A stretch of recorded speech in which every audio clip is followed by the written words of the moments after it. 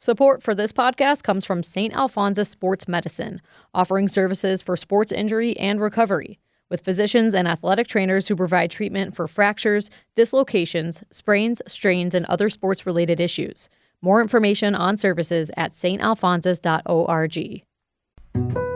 Love Boise State Public Radio podcasts? They are free to enjoy, but not free to produce. If you can give, your support helps keep shows like Idaho Matters and Scandalize available to everyone. Donate now at boisestatepublicradio.org.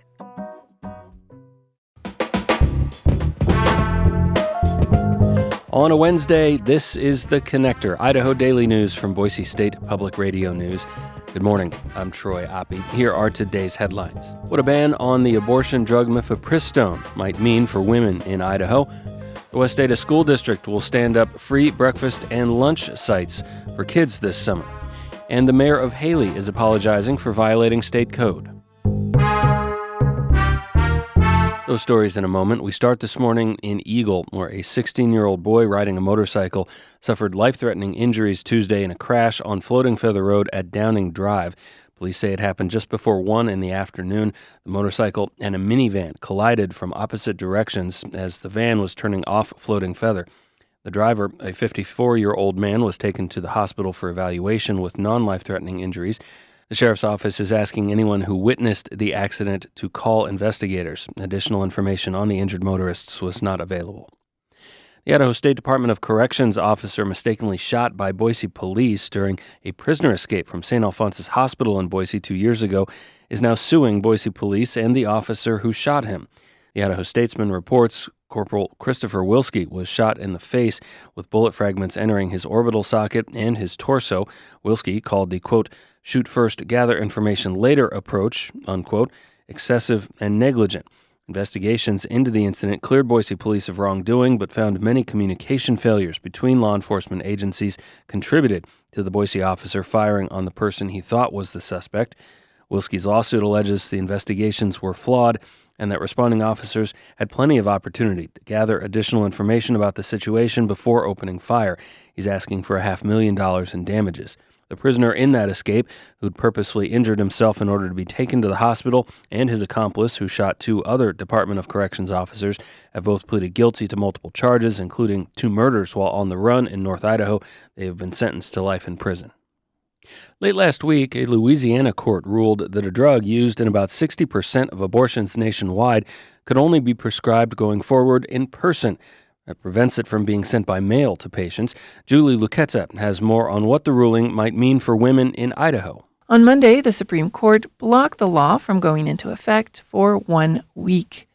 Elisa Wells is the co-founder of Plan C, a website that shares information on where people seeking self-managed abortions can get help in the U.S.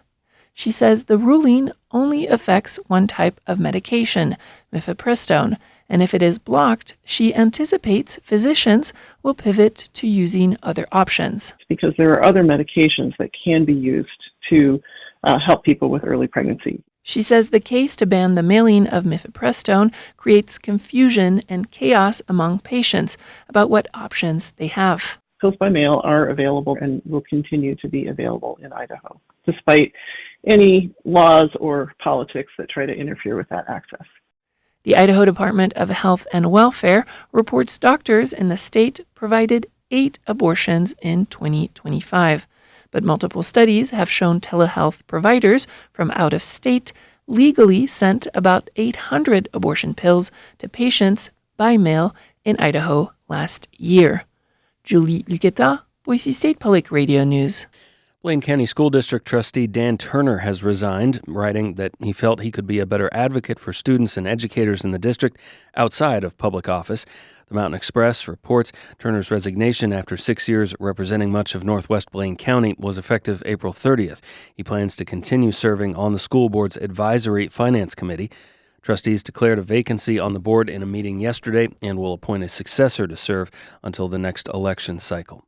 The West Ada School District will offer free meals to children between 1 and 8 years old this summer, starting June 1st. In a news release, the district says breakfast and lunch meal sites will include Meridian High School and 3 elementary schools, River Valley, Peregrine, and Desert Sage, plus the Northwest Point Apartments on 5 Mile Road. Lunch-only locations include many other local parks and libraries. Children do not need to be enrolled in the district to receive free meals this summer. Meals are served on site and not packaged to go. There's more information and a list of locations on the State Department of Health and Welfare's Summer Meal Program website. Hailey Mayor Martha Burke apologized to residents Monday, calling the endorsement of the upcoming library district ballot measure in the city's monthly newsletter, quote, unintentional and not consistent with Idaho code. State law forbids public officials from using public resources to advocate for or against ballot measures. The now retracted portion of the city's May 1st newsletter included a graphic urging a yes vote for the proposal that would create and fund a regional library district in Blaine County, south of Ketchum. If voters approve May 19th, the new district would absorb existing libraries in Hailey and Bellevue, which are currently funded by their home cities. Record low snowpack is shaping a high-risk summer for wildfire. As Jackson Holmes reports, a new program is using a unique strategy to get rid of excess fuels in the Treasure Valley. A baby goat is chewing grass at Juniper Hills, a small, family-owned goat farm tucked into the base of the Boise foothills.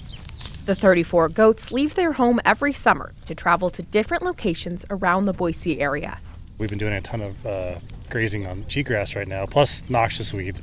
That's Casey Shedden, operator of Goats on the Go Boise, a national franchise that connects landowners with local goats to help mitigate wildfire risk. The goats are kind of the fun part. It starts the conversation.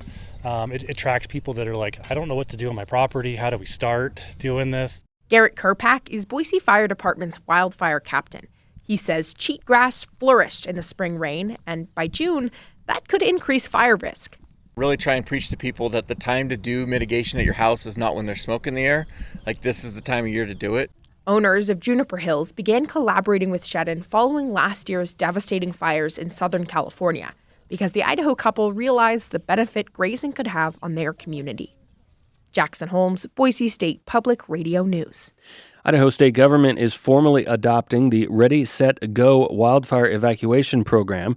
Ready, Set, Go is a 3-stage evacuation preparedness, action, and communication strategy, which is already used by local sheriff's offices across the state.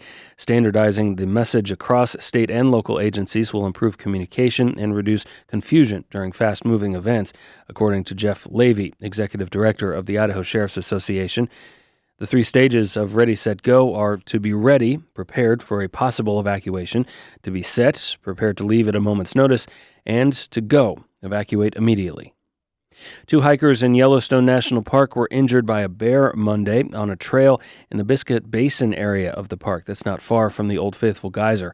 A section of the park in that area is fully closed to the public while park officials investigate. The Park Service, in an alert yesterday, says the 2 hikers were attacked by 1 or more bears while on the trail. It is the first bear-related injury in Yellowstone since September last year. Athletic Club Boise, the new USL League One men's soccer team in town, takes the pitch again tonight. They're on the road in Charlotte, North Carolina. AC Boise is riding a 2-match winning streak. They've also just signed another goalkeeper. Jared Mazzola is on loan from the Las Vegas Lights of the USL Championship League. It's not clear what that might mean for the AC Boise's other 3 goalkeepers. The team has not announced a corresponding roster move. Kickoff from Charlotte tonight is 5:30 Mountain Time. The game is streamed on ESPN+.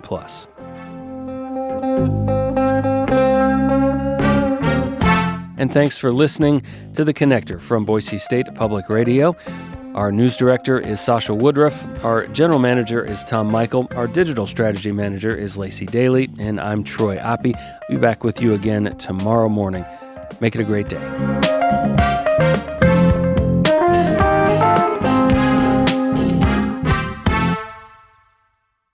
You know, every day on Up First, NPR's Golden Globe-nominated morning news podcast, we bring you 3 essential stories. At the heart of each story are questions. What really happened? What really mattered? What happens next? At NPR, we stand for your right to be curious and to follow the facts. Follow Up First wherever you get your podcasts and start your day knowing what matters and why.